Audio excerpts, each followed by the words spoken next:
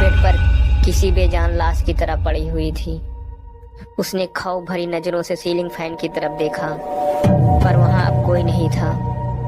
वो हैरान हो गई और उसके जान में जान आ गई। उसने राहुल की तरफ गर्दन घुमाई। वो काली परछाई उसके बगल में लेटी हुई थी, उसी को घूरती नजर आई। पिंकी को जैसे सांप सूंघ गया। क्या हुआ? उठो यार, मुझे ऑफिस के लिए लेट हो रहा है। राहुल पूरी तरीके से तैयार होकर पिंकी को नींद से जगा रहा था। पिंकी ने घड़ी की तरफ देखा तो 8 बजने को थे। ये लो, चाय पियो। राहुल ने चाय की कप पिंकी को दी। कप को हाथ में लेकर पिंकी हिचकिचाते हुए कुछ बोली। राहुल, मुझे कुछ ठीक नहीं लग रहा है। क्या हुआ? तबीयत ठीक नहीं है क्या? जब से मैंने इस घर में कदम रखा है, कुछ न कुछ अजीब हो रहा है। अजीब हो रहा है मतलब? तुम क्या कहना चाहती हो? वो राहुल को बताने में हिचकिचा रही थी, क्योंकि राहुल ऐसी बातों पर यकीन नहीं करता।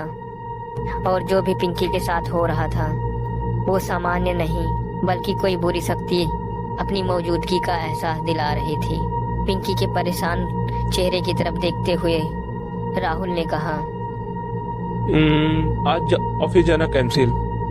हम आज डॉक्टर के पास चले जाते हैं। अगर तुम्हारी तबीयत ठीक नहीं होगी तो ऑफिस में मेरा मन कैसे लगेगा? डॉक्टर ने पिंकी का चेकअप किया और कुछ दवाइयां लिख कर देते हुए कहा, देखिए, मुझे लगता है कि पिंकी को आराम करने की जरूरत है।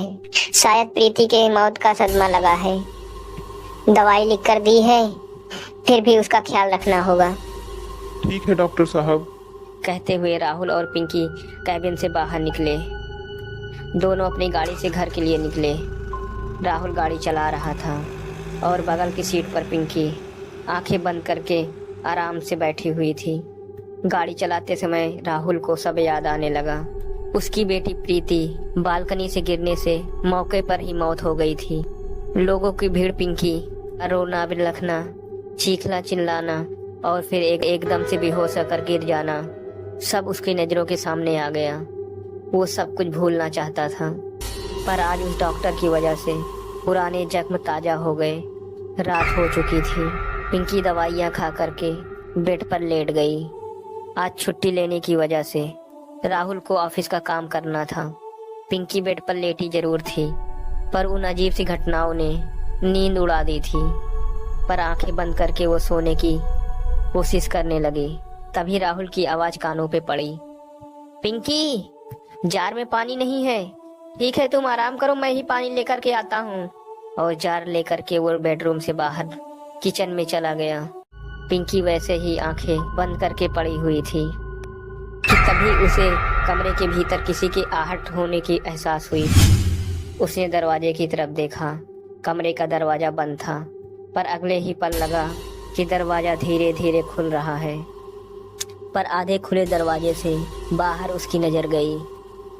कोई था जो पिंकी को लगातार घूरे जा रहा था।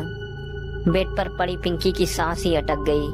उसने डर भरी निगाहें बाहर गड़ाई तो वही उसे काली परछाई दिखाई दे रही थी।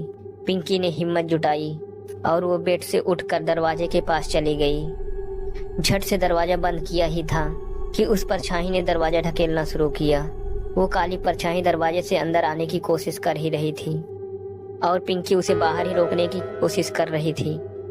तभी दरवाजे के पास पड़ी रॉड पिंकी के हाथ लग गई। उसने रॉड उठाई, तब तक वो काली परछाई दरवाजे से अंदर आ गई। पिंकी ने पूरी ताकत लगा करके रॉड से परछाई पर वार किया और लगातार उस पर वार करती रही। उसके हाथ से पानी का जार छूट गया और साथ में वो भी जमीन पर गिर पड़ा। पिंकी ने राहुल के सर में रॉड मारी थी और वैसे ही लाल आंखों से घूरकर देखे जा रही थी और राहुल को अतीत में घटी घटनाओं आंखों के सामने आ गई।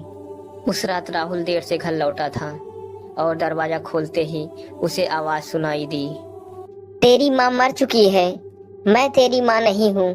और भूख लगी है तो अपने मरी हुई माँ से खाना मांग ले। काश उसके साथ तू भी मर जाती। पिंकी अपनी सौतेली बेटी प्रीति पर चिल्ला रही थी।